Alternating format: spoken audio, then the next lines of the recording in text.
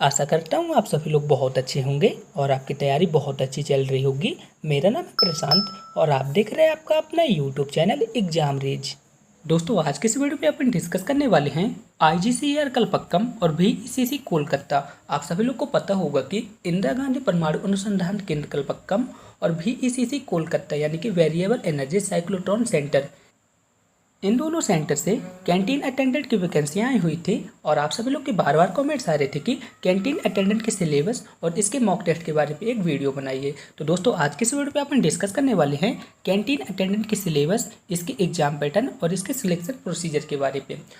तो दोस्तों बात आती है कैंटीन अटेंडेंट की। तो दोस्तों मैं आपको बता दूँ, इस एग्ज़ाम पे आपके 2 पेपर होंगे। कितने पेपर होंगे? 2 पेपर होंगे। और मैं आपको बता दूँ, पहले पेपर को आपको सिर्फ क्वालिफाई करना पड़ेगा और दूसरे पेपर के आधार पे आपकी मेरिट बनेगी। ठीक है, एक बार मैं आपको फिर से बता देता हूँ। कैंटीन अटेंडेंट का जो पेपर रहेगा इस पे 2 पेपर होंगे। ठीक है, पहले पेपर को आपको क्वालिफाई करना पड़ेगा और सेकंड पेपर पे आपकी मेरिट डिसाइड होगी। ठीक है दोस्तों, आई होप आप सभी लोग इतना समझ गए होंगे। यदि आप पहले पेपर को क्वालिफाई करते हैं तो आपका सेकेंड स्टेज होगा और उसी के आधार पर आपका सिलेक्शन होगा। तो मैं आपको बता देता हूँ कि स्टेज 1 पे क्या क्या क्वेश्चन आते हैं और कैसी आपको तैयारी करनी चाहिए।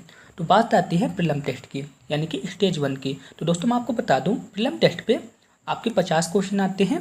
कितने क्वेश्चन आते हैं? 50 क्वेश्चन आते हैं और ये 50 क्वेश्चन 150 मार्क्स के रहते हैं और इन क्वेश्चन को सॉल्व करने के लिए आपको 60 मिनट की टाइमिंग मिलती है। ठीक है, एक बार मैं आपको फिर से बता देता हूँ। प्रीलिम टेस्ट पे 50 क्वेश्चन आते हैं, 150 मार्क्स के रहते हैं और इन क्वेश्चन को सॉल्व करने के लिए आपको 60 मिनट की टाइमिंग मिलती है। अब बात आती है प्रीलिम टेस्ट पे कौन कौन से सब्जेक्ट से क्वेश्चन आते हैं।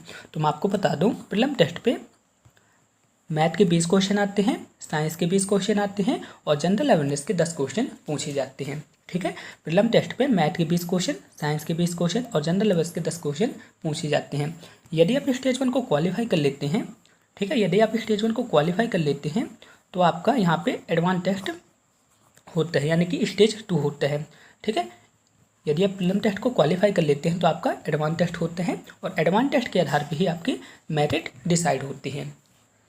दोस्तों मैं आपको बता दूं, प्रीलिम टेस्ट पे यदि आप किसी क्वेश्चन के आंसर को सही करते हैं तो उसके लिए आपको 3 मार्क्स दिए जाते हैं। यदि आप किसी क्वेश्चन के आंसर को गलत करते हैं तो वहाँ पे 1 मार्क्स से काट लिए जाते हैं। ठीक है, प्रीलिम टेस्ट पे भी ऐसा होता है और एडवांस टेस्ट पे भी ऐसा होता है, यानी कि इस एग्जाम पे नेगेटिव मार्किंग भी होती है। अब मैं आपको बताने वाला हूँ कि एडवांस टेस्ट पे क्या क्या आता है।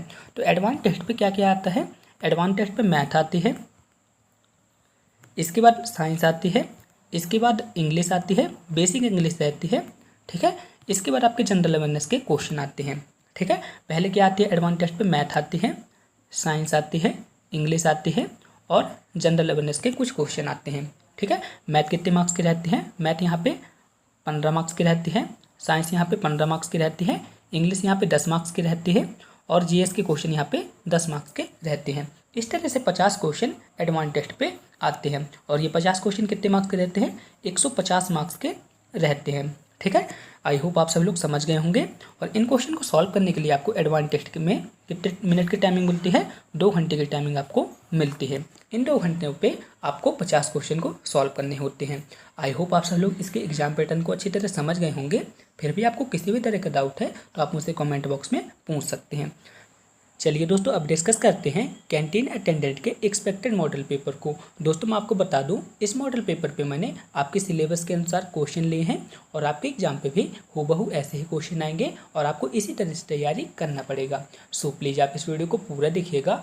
दोस्तों आप सब लोग से एक छोटी सी गुजारिश है, यदि आप इस चैनल पर पहली बार आए हैं तो प्लीज़ आप इस चैनल को सब्सक्राइब करें, वीडियो को लाइक करें ताकि मुझे मोटिवेशन मिल सके और मैं आपके प्रिपरेशन के लिए ऐसे वीडियो प्रोवाइड करा सकूँ।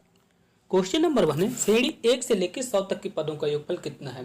बहुत इंपॉर्टेंट क्वेश्चन है, आप सभी लोग से बनता भी होगा। चलिए इस क्वेश्चन को सॉल्व करते हैं। यहाँ पे श्रेणी क्या दी है? श्रेणी यहाँ पे दी है 1 2 3 डैश डैश डैश डैश 100 यहाँ पे। ठीक है, अब इसके बाद क्या बोला है? इनका योगफल ज्ञात करना है। तो आप सभी लोग देख रहे होंगे यहाँ पे प्रथम पद दिया हुआ है और अंतिम पद दिया है। ठीक है, तो आप सभी लोग जानते होंगे जब प्रथम पद और अंतिम पद दिया रहे तो उसके लिए फॉर्मूला होते हैं। फॉर्मूला क्या है आप सभी लोग ध्यान से देखिएगा। यहाँ पे प्रथम पद होगा, ठीक है, प्रथम पद प्लस अंतिम पद बटे 2 इंटू पदों की संख्या।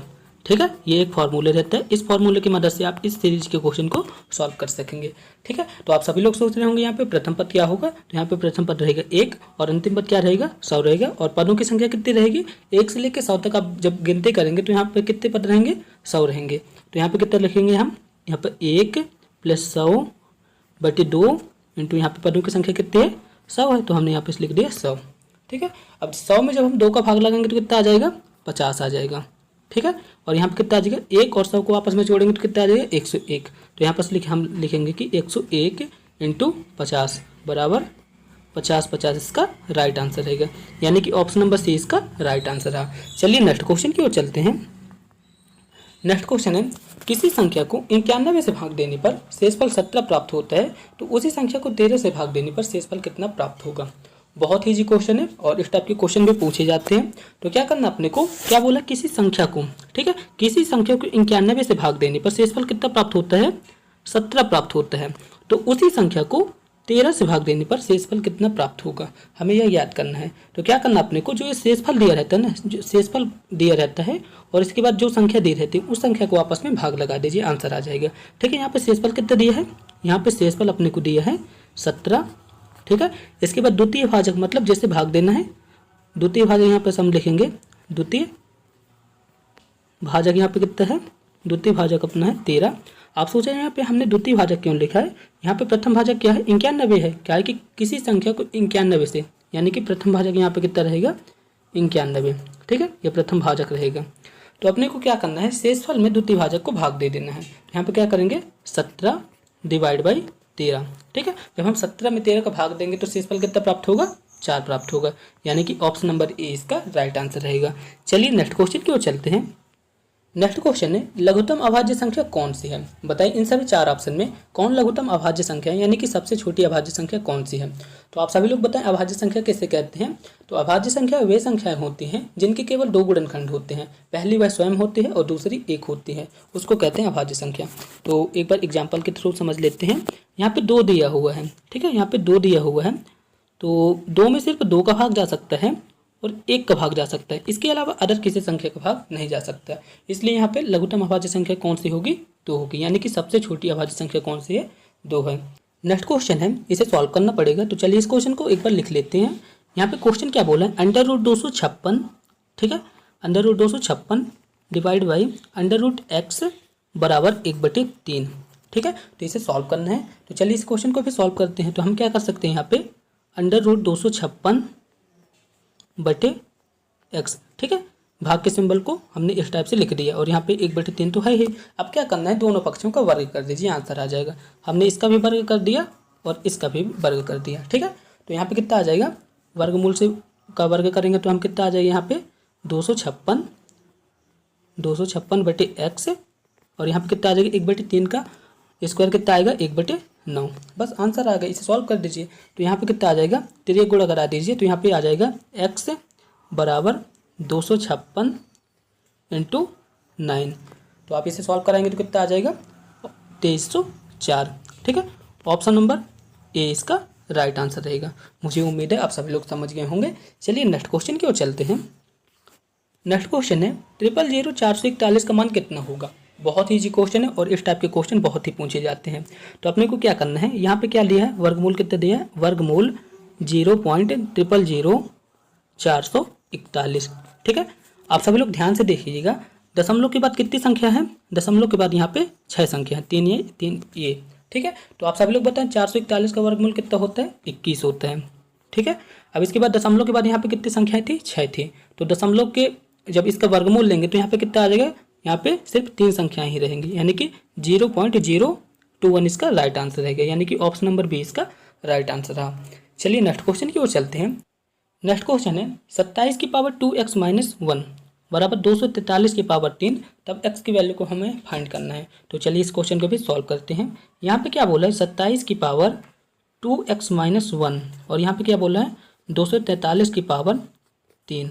ठीक है, तो हम 27 को क्या लिख सकते हैं, 27 को हम लिख सकते हैं 3 की पावर 3 और यहाँ पे क्या लिख सकते हैं 2x - 1 और 243 को अपन क्या लिख सकते हैं 3 की पावर 5 और यहाँ पे 3 तो रहेगा ही। 3 की पावर 5 बराबर 243 होता है। आप सभी लोग करके देख सकते हैं। ठीक है, अब क्या करते हैं, घातांक का आपस में गुणा हो जाता है, हम सभी लोग जानते हैं। तो यहाँ पर क्या लिखेंगे, 3 की पावर 3 और यहाँ पे 2x - 1 और यहाँ पे कितना आ जाएगा, 3 की पावर 5 और इनका आपस में गुणा हो जाएगा, ये रहेगा ऐसा। ठीक है, तो यहाँ पे कितना आ जाएगा, 3 की पावर 6x - 3 बराबर 3 की पावर 15। आप सभी लोग देख रहे होंगे यहाँ पे 3 और यहाँ पे 3। ठीक है, जब ये बराबर हैं तो इनकी घातें भी बराबर रहेंगी। तो हमने लिख दिया यहाँ पे 6x - 3 बराबर यहाँ पे कितना रहेगा, 15 रहेगा। तो आप सभी लोग सॉल्व कर दीजिए, इसको आंसर आ जाएगा। तो यहाँ पे कितना आ जाएगा, 15 + 3 बराबर 6x की वैल्यू यहाँ पे कितना आ जाएगा, 6x बराबर 18। तो x की वैल्यू कितनी आ जाएगी, 3 आ जाएगी। यानी कि ऑप्शन नंबर डी इसका राइट आंसर है। मुझे उम्मीद है आप सभी लोग समझ गए होंगे और इसे आप सॉल्व भी कर सकते हैं। चलिए नेक्स्ट क्वेश्चन की ओर चलते हैं। नेक्स्ट क्वेश्चन है, इसे आप सभी लोग ध्यान से देखिएगा। 1.8 इंटू 1.8 इंटू 1.8, ठीक है, -1.3 इंटू 1.3 इंटू 1.3।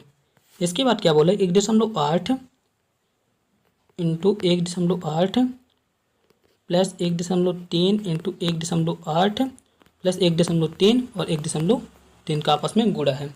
तो आप सभी लोग देख रहे होंगे यहाँ पे एक फार्मूला बन रहा है। फार्मूला क्या बन रहा है, a³ - b³ a² plus ab plus b²। ठीक है, तो इसकी वैल्यू कितनी होती है, इसकी वैल्यू होती है अपनी a - b। ठीक है, ये अपनी वैल्यू होती है। तो यहाँ पे a की वैल्यू कितनी रहेगी, a की वैल्यू रहेगी यहाँ पे 1.8, ये a की वैल्यू रहेगी, और b की वैल्यू यहाँ पे कितनी रहेगी, 1.3। ठीक है, अब इसमें मान रख दीजिए, आंसर आ जाएगा। तो अपने को क्या करना है, 1.8 से 1.3 को घटा देना, आंसर आ जाएगा। तो हमने लिख दिया 1.8 - 1.3, इसको आपस में घटा दीजिए तो यहाँ पे कितना आ जाएगा, 0.5। तो कौन से ऑप्शन पे दिया है, ऑप्शन नंबर डी इसका राइट आंसर रहेगा। चलिए नेक्स्ट क्वेश्चन की ओर चलते हैं। नेक्स्ट क्वेश्चन है, क्वेश्चन मार्क के स्थान पे हम x ले लेते हैं। x का यानी कि गुणा 45% हमने लिख दिया, 45/100। इसके बाद क्या बोला है, 90 प्लस 90 के कितने परसेंट बोला है, 30%। हमने 30% हमने यहाँ पे लिख दिया। इसके बाद क्या बोला, 210 का 30%। ठीक है, 210 का 30% यहाँ पे बोला है। तो आप इसे सॉल्व करना है बस। तो यहाँ पे कितना आ जाएगा, 0 से 0 कट गया, तो यहाँ पे कितना आ जाएगा, 27 आ जाएगा। और यहाँ पे कितना आ जाएगा, 0 से 0 कट गया, यानी कि 27 और यहाँ पे 63 आ जाएगा। यानी कि यहाँ पे लिखेंगे x 45/100 प्लस यहाँ पे कितना आ जाएगा, 27 और यहाँ पे अपना आ जाएगा 63। ठीक है, इतना आप सभी लोग को समझ में आ गया होगा। अब अपने को क्या करना है कि 63 से 27 को घटा देना है। तो यहाँ पे लिखेंगे हम 45x/100 और ये अपने को क्या करना है, 63 से 27 को घटा देना है। तो यहाँ पे कितना आ जाएगा, आप सभी लोग घटाइए। तो यहाँ पे 6 आ जाएगा और यहाँ पे 3 आ जाएगा। ठीक है, 36 आ गया। तो आप सभी लोग यहाँ पे ध्यान से देखिएगा, 45x/100 और यहाँ पे कितना आ गया, 36। अब क्या करना, अपने को तिर्यक गुणा करा देना है। तो हमने तिर्यक गुणा करा दी, तो x की वैल्यू कितनी आ जाएगी, 36 × 100 और यहाँ पे 45 तो रहेगा। आप इसे 2 से काट दीजिए, तो यहाँ पे कितना आ जाएगा, 5×9 45 और यहाँ पे कितने कर दिए, 5 दूनी 20। ठीक है, और यहाँ पे क्या कर दिए, 9 × 9 9 चौको 36। अब 4 और 20 का आपस में गुणा होगा तो कितना आ जाएगा, 80 आ जाएगा। ऑप्शन नंबर डी इसका राइट आंसर रहेगा। मुझे उम्मीद है आप सभी लोग समझ गए होंगे। यदि आपको फिर भी किसी तरह का डाउट रहता है तो आप हमें कमेंट बॉक्स में कमेंट कर सकते हैं। चलिए नेक्स्ट क्वेश्चन की ओर चलते हैं। नेक्स्ट क्वेश्चन है, 12 व 30 का तृतीय अनुपातिक क्या होगा। ठीक है, बहुत इंपॉर्टेंट क्वेश्चन है। चलिए इस क्वेश्चन को भी सॉल्व करते हैं। यहाँ पे क्या बोला, 12 व 30 का तृतीय अनुपातिक क्या होगा। तो हमने क्या कर दिया, 12 को हमने मान लिया a और 30 को हमने मान लिया b। ठीक है, जब भी तृतीय अनुपातिक की बात हो तो तृतीय अनुपातिक के लिए एक फार्मूला रहता है। फार्मूला क्या रहेगा, b² बटे a। ठीक है, एक फार्मूला है, इस फार्मूले की मदद से आप इस क्वेश्चन को सॉल्व आसानी से कर सकेंगे। ठीक है, तो b की वैल्यू हमने क्या बताया था, b की वैल्यू को हमने बताया था 30। तो 30 का स्क्वायर करना, हम लिख दिया 30 × 30 और बटे में क्या था, a था, हमने लिख दिया a। ठीक है, तो यहाँ पे कितना आ जाएगा, 900/12। 30 और 30 का आपस में गुणा करा दिए तो 900 आ गए और 12 तो है ही। तो अब 12 से 900 को काट देंगे तो यहाँ पे कितना आ जाएगा, 75 आएगा। आप सभी लोग सॉल्व कर लीजिएगा। ऑप्शन नंबर ए इसका राइट आंसर रहा। चलिए नेक्स्ट क्वेश्चन की ओर चलते हैं। नेक्स्ट क्वेश्चन है, राम किसी कार्य को 10 दिन में तथा श्याम उसी कार्य को 15 दिन में पूरा करता है, तो बताइए राम और श्याम मिलकर उस कार्य को कितने दिन में पूरा करेगा। बहुत ईजी क्वेश्चन है और आप सभी लोग से बन भी जाएगा। तो चलिए इस क्वेश्चन को सॉल्व करते हैं। यहाँ पे क्या बोला, राम किसी कार्य को, ठीक है, राम को हम मान लिए ए है, ठीक है, राम को हमने मान लिया ए और श्याम को हमने मान लिया बी, ठीक है। तो हम क्वेश्चन इस टाइप से हो जाए, ए किसी कार्य को कितने दिन में कर रहा है, 10 दिन में कर रहा है, बी उस कार्य को कितने दिन में कर रहा है, 15 दिन में कर रहा है। तो इसके लिए मैंने एक फार्मूला बताया, तो फार्मूला क्या रहेगा, ए इंटू बी बटे ए प्लस बी, ठीक है। इस फॉर्मूले पे मान रख दीजिए, आंसर आ जाएगा। आप सभी लोग सोच रहे होंगे ए और बी की वैल्यू क्या रहेगी, तो ए की वैल्यू यहाँ पे 10 रहेगी और बी की वैल्यू यहाँ पे 15 रहेगी। तो हमने लिख दिया 10 इंटू 15 बटे 10 प्लस 15, यहाँ पे कितना आ जाएगा 150 बटे 25। तो 25 से कम 25, 25 छक्का 150, यानी कि 6 दिन लगेंगे दोनों मिलकर कार्य करेंगे तो, ठीक है। Option number B, option number A इसका राइट आंसर रहा। चलिए नेक्स्ट क्वेश्चन की ओर चलते हैं। नेक्स्ट क्वेश्चन है, एक त्रिभुज की कोई भुजा 12 सेंटीमीटर है तथा त्रिभुज की ऊंचाई 8 सेंटीमीटर है, तो उसका क्षेत्रफल कितना होगा। बहुत ही इंपॉर्टेंट क्वेश्चन है, आप सभी लोग ध्यान से देखिएगा। तो आप सभी लोग बताएं त्रिभुज का क्षेत्रफल कितना होता है। त्रिभुज का क्षेत्रफल होता है 1/2 आधार इंटू ऊंचाई, ठीक है। यहाँ पे हमने लिख दिया आधार इंटू ऊंचाई, ठीक है। तो आप सभी लोग देखेंगे कोई भुजा, तो हम क्या कर देते हैं, उस भुजा को हम आधार मान लेते हैं। इसके बाद ऊंचाई तो दी ही हुई है, तो हमने लिख दिया 1/2, आधार को हमने क्या मान लिया 12 और ऊंचाई को हमने क्या मान लिया 8, ठीक है। इसे आप सॉल्व कर दीजिए, आंसर आ जाएगा। तो 2 एकम 2, तो जो को 8, यानी कि 12 और 4 का आपस में गुणा होगा तो कितना आ जाएगा 48 वर्ग सेंटीमीटर, इसका राइट आंसर रहेगा। ऑप्शन नंबर ए इसका राइट आंसर रहा। आई रिपीट, त्रिभुज का क्षेत्रफल क्या होता है 1/2 आधार इंटू ऊंचाई। चलिए नेक्स्ट क्वेश्चन की ओर चलते हैं। नेक्स्ट क्वेश्चन है, लाभ और हानि की गणना किस मूल पर की जाती है। बहुत ही इंपॉर्टेंट है, तो इसका आंसर है लाभ और हानि की गणना हमेशा क्रयमूल पर की जाती है। ऑप्शन नंबर ए इसका राइट आंसर रहेगा। चलिए नेक्स्ट क्वेश्चन की ओर चलते हैं। नेक्स्ट क्वेश्चन है, दो वर्गों के क्षेत्रफल में 9:1 का, दो वर्गों के क्षेत्रफल में 9:1 का अनुपात है, तो उनकी भुजाओं का अनुपात क्या होगा। बहुत ही इंपॉर्टेंट है, तो चलिए इस क्वेश्चन को भी सॉल्व करते हैं। यहाँ पे क्या बोलो, दो वर्गों के क्षेत्रफल में कितना अनुपात है 9:1 है, तो उनकी भुजाओं का अनुपात कितना होगा। तो अपने को क्या करना है, दो वर्गों का क्षेत्रफल यहाँ पे दिया हुआ है, तो हमने लिख दिया दो वर्गों का क्षेत्रफल का अनुपात कितना है 9:1 है। तो अपने को क्या करना है, भुजा का अनुपात ज्ञात करना है, भुजाओं का अनुपात। तो अपने को क्या करना है, इसका वर्गमूल ले लीजिए, बस इसका आंसर आ जाएगा। तो इसका वर्गमूल लेंगे तो कितना आ जाएगा 3:1, ठीक है। 3:1 इसका राइट आंसर रहेगा। यानी कि जो क्षेत्रफल दिया जाता है उसका यदि हम वर्गमूल ले लेते हैं तो वही इसका भुजा का अनुपात आ जाएगा। चलिए नेक्स्ट क्वेश्चन की ओर चलते हैं। नेक्स्ट क्वेश्चन है, 1 मिलियन कितने के बराबर होता है। बहुत ही इंपॉर्टेंट क्वेश्चन है और अक्सर पूछे जाते हैं एग्जाम पे। तो बताइए इसका आंसर क्या हो सकता है। तो इसका आंसर है 1 मिलियन जो होता है तो 10 लाख के बराबर होता है। ऑप्शन नंबर सी इसका राइट आंसर रहेगा। चलिए नेक्स्ट क्वेश्चन की ओर चलते हैं। नेक्स्ट क्वेश्चन जो कि बहुत ही ईजी है, आप सब लोग बस ध्यान से देखिएगा। यहाँ पे क्या बोला है, 16 घड़ियों और 21 कैलकुलेटर का मूल कितना है 30,485 है। तो 32 घड़ियों और 42 कैलकुलेटर का मूल कितना होगा, ठीक है। चलिए इस क्वेश्चन को सॉल्व करते हैं। यहाँ पे कितना बोला है 16 घड़ियों और यहाँ पे कितना है 21 कैलकुलेटर का मूल कितना है 30,485 है।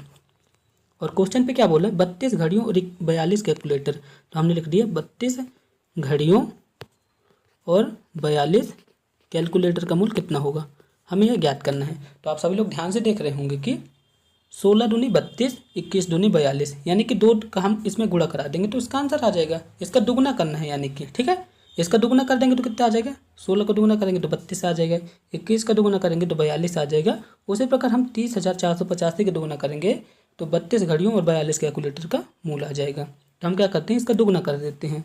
तो हमने लिख दिया 30,485 इंटू 2, ठीक है। तो इसका गुणा करेंगे तो कितना आ जाएगा, यहाँ पे 10, 9, 7, यहाँ पे कितना आ जाएगा 60, ठीक है। ऑप्शन नंबर डी इसका राइट आंसर रहेगा। चलिए नेक्स्ट क्वेश्चन की ओर चलते हैं। नेक्स्ट क्वेश्चन है, पिता व पुत्र की औसत आयु 28 वर्ष है तथा इनकी आयु का अनुपात 31 वर्ष हो तो पिता की आयु ज्ञात कीजिए। बहुत ही इंपॉर्टेंट क्वेश्चन है।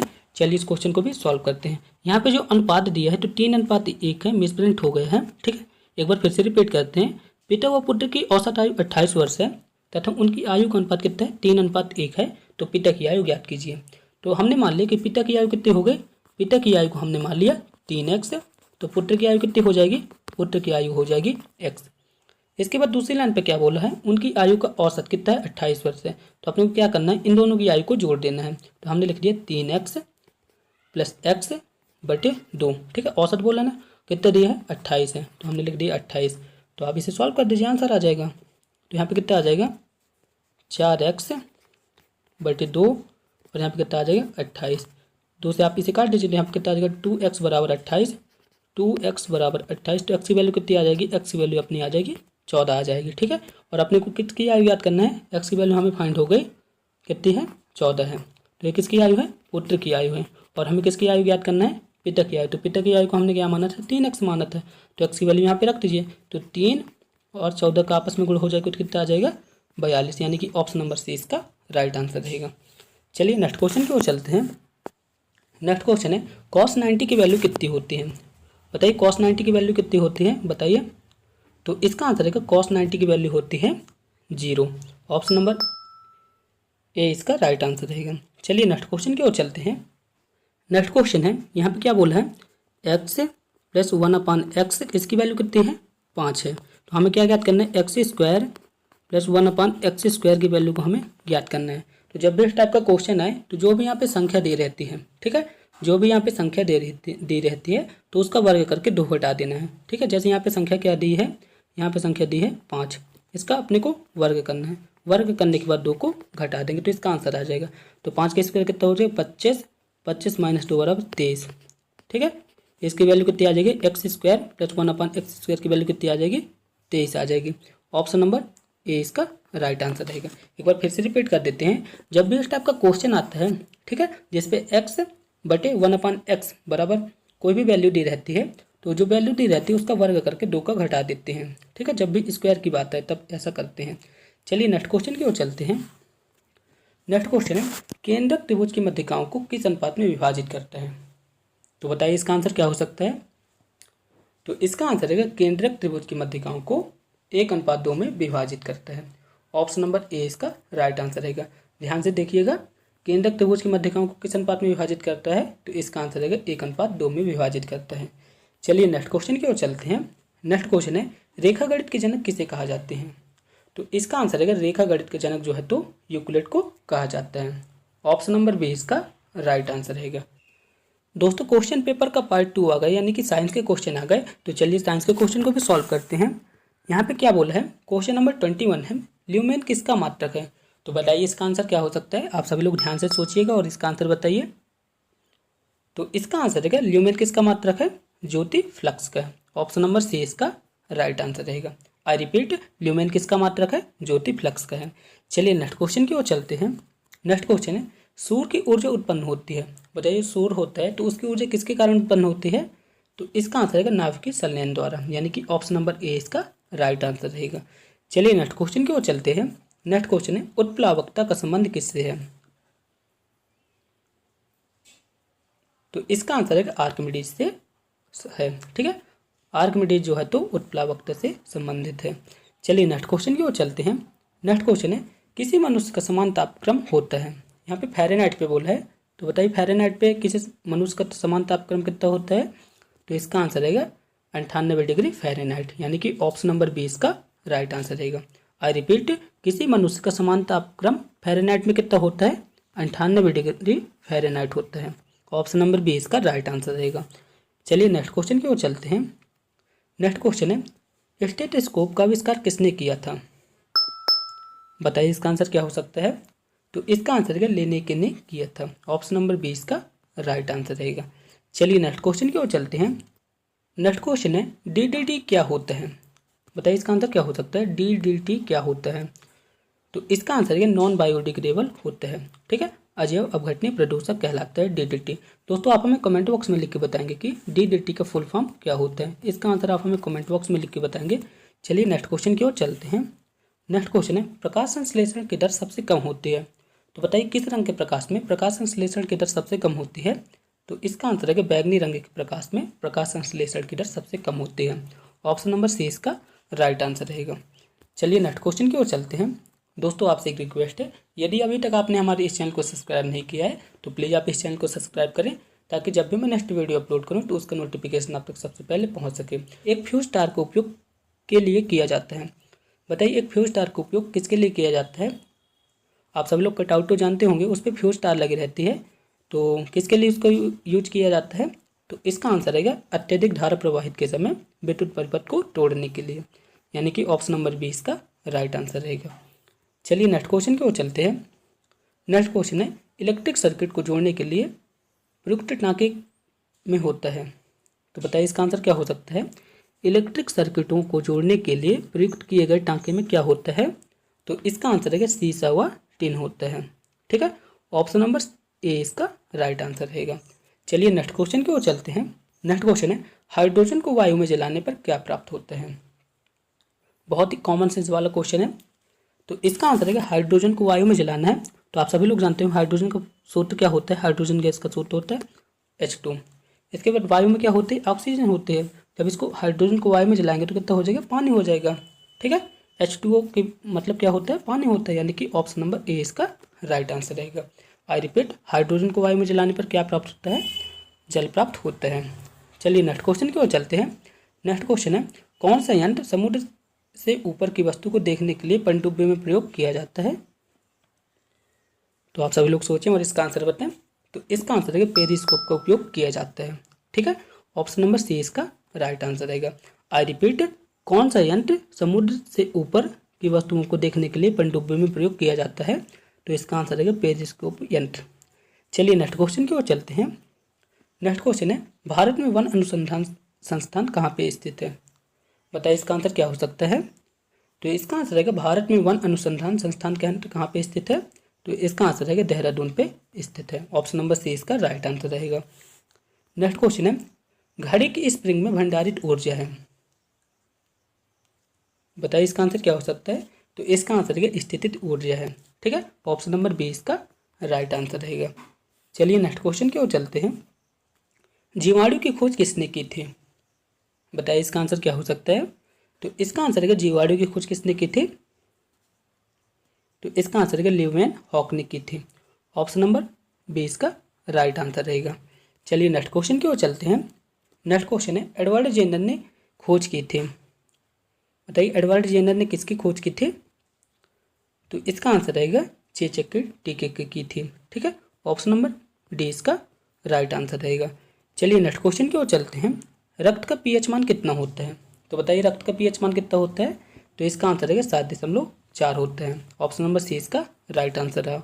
चलिए नेक्स्ट क्वेश्चन की ओर चलते हैं। डॉक्टर, चित्रकार, शिल्पकार आदि के द्वारा प्रयोग किए जाने वाले कैल्शियम सल्फेट का लोकप्रिय नाम है। तो इसका आंसर रहेगा प्लास्टर ऑफ पेरिस, यानी कि ऑप्शन नंबर डी इसका राइट आंसर रहा। चलिए नेक्स्ट क्वेश्चन की ओर चलते हैं। नेक्स्ट क्वेश्चन है, मिनी माता रोग किसके कारण होता है? बताइए जो मिनी माता रोग होता है किसके कारण होता है?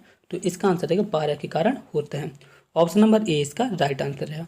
चलिए नेक्स्ट क्वेश्चन की ओर चलते हैं। किस गैस की उपस्थिति के कारण वरुण हरे ग्रह का रंग का दिखाई देता है? तो इसका आंसर है मीथेन गैस के कारण वरुण हरे रंग का दिखाई देता है। ऑप्शन नंबर ए इसका राइट आंसर रहा। चलिए नेक्स्ट क्वेश्चन की ओर चलते हैं। पोर्टलैंड सीमेंट में जिप्सम मिलाने में मदद मिलती है। बताइए जो पोर्टलैंड सीमेंट होते हैं उसमें जिप्सम मिला दिया जाता है। क्यों मिलाया जाता है? तो इसका आंसर है सीमेंट को शीघ्र जमने से रोकने के लिए। ऑप्शन नंबर सी इसका राइट आंसर रहा। दोस्तों अब पार्ट 3 पे आ गए। पार्ट 3 पे जनरल नॉलेज और करंट अफेयर के क्वेश्चन पूछे जाते हैं, तो चलिए इन क्वेश्चन को भी देखते हैं। क्वेश्चन नंबर 41 है, कारगिल विजय दिवस किस दिन मनाया जाता है? बताइए इसका आंसर क्या हो सकता है? तो इसका आंसर है कारगिल विजय दिवस जो है तो कब मनाया जाता है? 26 जुलाई को मनाया जाता है। ऑप्शन नंबर डी इसका राइट आंसर रहा। चलिए नेक्स्ट क्वेश्चन की ओर चलते हैं। जुड़वा खनिज कहा जाता है। बताइए कौन से खनिज हैं जिसे जुड़वा खनिज कहा जाता है? तो इसका आंसर है सीसा और जस्ता को जुड़वा खनिज कहा जाता है। ऑप्शन नंबर सी इसका राइट आंसर रहा। चलिए नेक्स्ट क्वेश्चन की ओर चलते हैं। श्वेत प्रकाश कितने रंगों से मिलकर बना होता है? तो आप सभी लोग जानते होंगे श्वेत प्रकाश 7 रंगों से मिलकर बना होता है। ऑप्शन नंबर बी इसका राइट आंसर रहा। नेक्स्ट क्वेश्चन है, वह ताप जिस पर बर्फ, पानी और वाष्प संतुलन में रहता है कहा जाता है? तो इसका आंसर है त्रिकबिंदु कहा जाता है। ठीक है, वह ताप जिस पर बर्फ, पानी और वाष्प संतुलन में रहते हैं तो उसे क्या कहते हैं? त्रिकबिंदु कहते हैं। नेक्स्ट क्वेश्चन है, निम्न में से किस देश को लिली का देश कहा जाता है? मैंने बताया था इसका आंसर, तो इसका आंसर रहेगा कनाडा को लिली का देश कहा जाता है। ऑप्शन नंबर सी इसका राइट आंसर रहा। नेक्स्ट क्वेश्चन है, बैरोमीटर का आविष्कार किसने किया था? बताइए इसका आंसर क्या हो सकता है? तो इसका आंसर रहेगा ऑप्शन नंबर ए, एंगवा गैलिस्टा टॉरिसेली ने किया था। ऑप्शन नंबर ए इसका राइट आंसर रहा। नेक्स्ट क्वेश्चन है, इस क्वेश्चन पे पूछा गया है कि कौन व्यक्ति हाल ही में भारत के 48वें मुख्य न्यायाधीश नियुक्त किए गए हैं? तो बताइए इस क्वेश्चन का राइट आंसर क्या होगा। बहुत ही इंपॉर्टेंट क्वेश्चन है।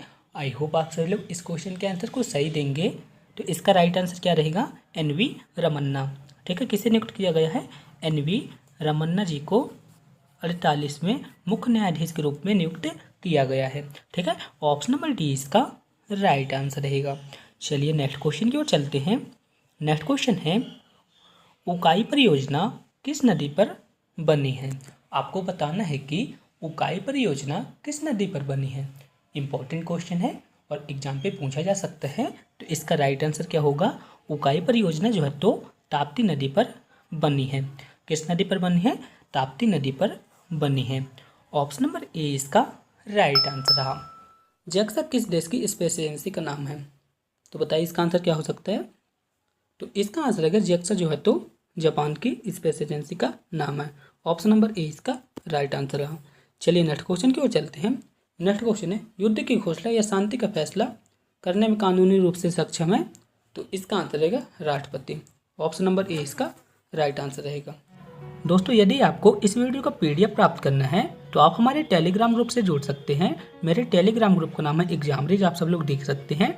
मेरे फेसबुक ग्रुप का नाम है एग्जामरेज और मेरे इंस्टाग्राम ID का नाम है एग्जामरेज। आप सब लोग इन प्लेटफॉर्म से जुड़ के इस वीडियो का PDF प्राप्त कर सकते हैं और इन सभी प्लेटफॉर्म पर मैं रेगुलर क्विज़ेस कराता हूँ जो आपके एग्जाम के लिए बहुत ज़्यादा इंपॉर्टेंट है।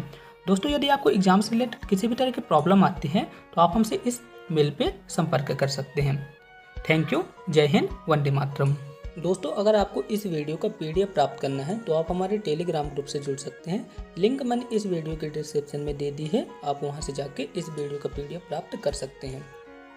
दोस्तों, हमारी यह वीडियो आपको कैसी लगी प्लीज़ कमेंट बॉक्स में बताएं। इस वीडियो को अपने दोस्तों के साथ ज़्यादा से ज़्यादा शेयर करें ताकि उनके प्रिपरेशन भी अच्छी हो सके। मिलते हैं नेक्स्ट वीडियो पे, तब तक के लिए थैंक यू।